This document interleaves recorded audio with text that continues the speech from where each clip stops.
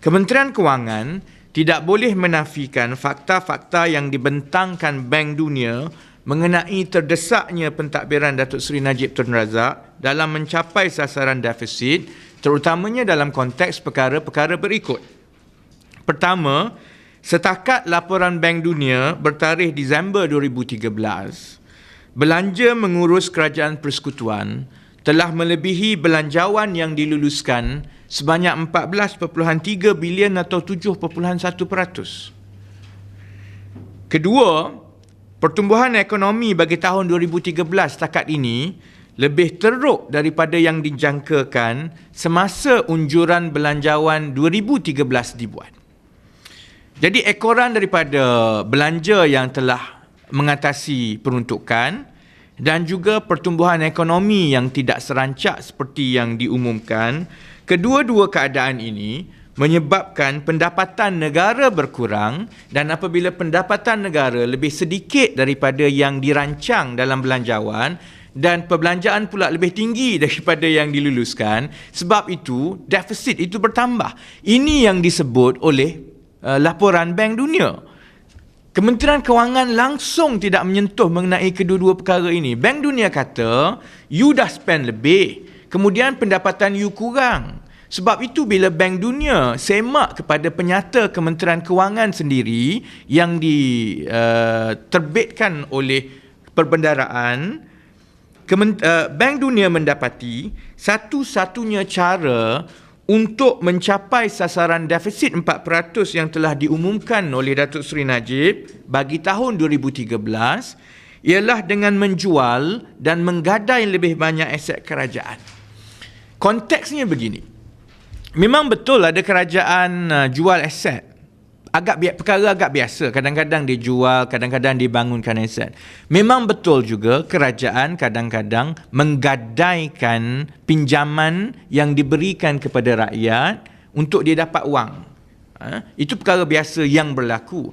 Tetapi laporan Bank Dunia ini yang mencemaskan ialah kerana perkara ini dibuat secara terdesak dan mendadak apabila perbelanjaan itu dah menaik tinggi dan tidak dapat ditampung oleh pendapatan yang lebih rendah daripada yang dirancang di dalam belanjawan.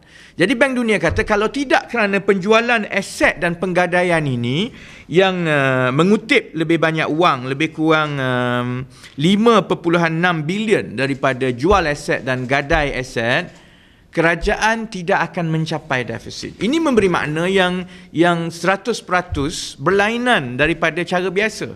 Sebab contohnya, kalau kita ambil contoh kita menguruskan kewangan kita sebulanan. Memang biasa kita ambil pinjaman. Memang biasa kadang-kadang kita jual, kalau kita ada saham, kadang-kadang kita jual saham. Memang betul.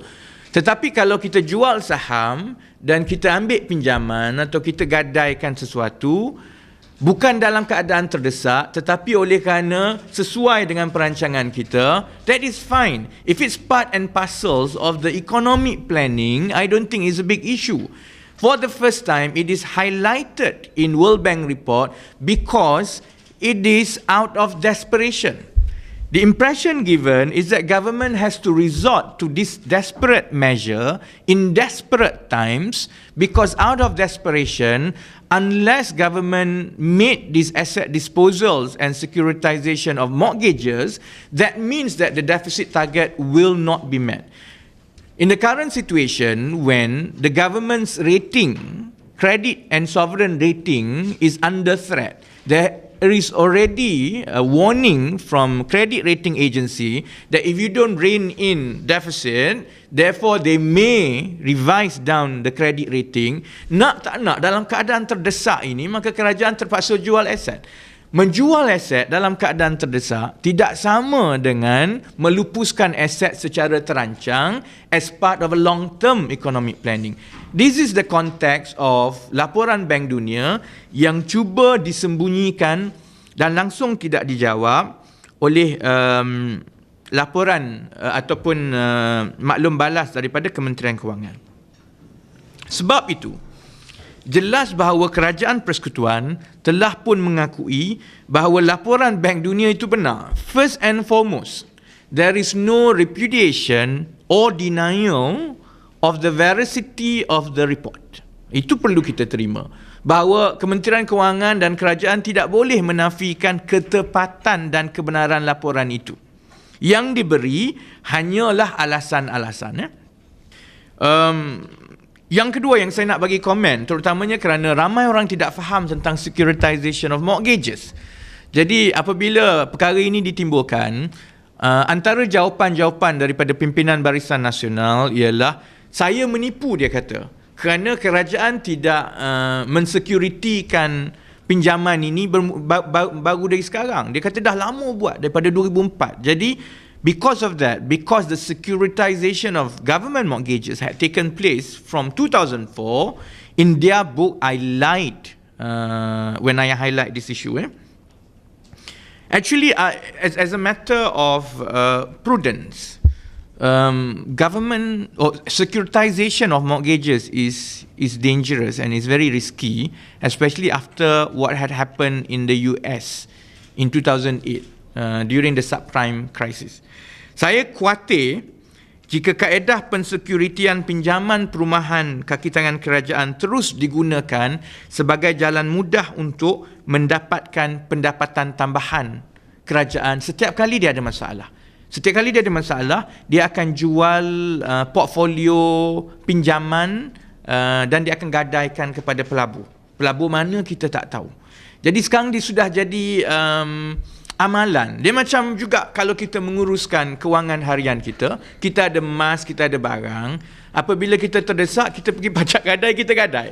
Lama sekali-sekala saya rasa mungkin kalau nak simpan sebagai pelaburan is okay. Tapi kalau dia dah jadi jalan untuk mendapatkan wang dalam keadaan terdesak, kerajaan sekarang ini tidak bezanya dengan orang pergi ke pajak gadai untuk menggadai emas, untuk menggadai barang kemas. That's exactly what's happening. Cuma di peringkat kerajaan, kerajaan tak gadai emas ke barang kemas. Kerajaan gadai aset-aset yang dia ada. Apa aset yang dia ada? Kalau tanah, dia jual. Aset lain yang dia ada ialah contohnya pinjaman daripada kaki tangan kerajaan. Dia bagi pinjaman kepada kaki tangan kerajaan kan. Jadi in the future there will be stream of income coming to government. Kalau tidak bayar, dia ada aset. Dia ada rumah-rumah ni yang boleh disita, foreclosure. Dalam keadaan terdesak, securitization of mortgages, maknanya kerajaan ambil pinjaman-pinjaman tadi, dijual kepada pelabur asing. So pelabur lah, not necessarily asing lah, because you issue bonds. Maknanya rumah kaki tangan kerajaan sekarang ini, dia ingat dia berhutang dengan kerajaan. Dia tidak tahu bahawa sebenarnya sekarang dia berhutang dengan pelabur yang dia tak kenal pun. Kerana pinjaman itu telah pun dijual dan digadai oleh kerajaan kepada pelabur-pelabur yang membeli bond yang diterbitkan melalui kaedah pensekuritian pinjaman perumahan ini.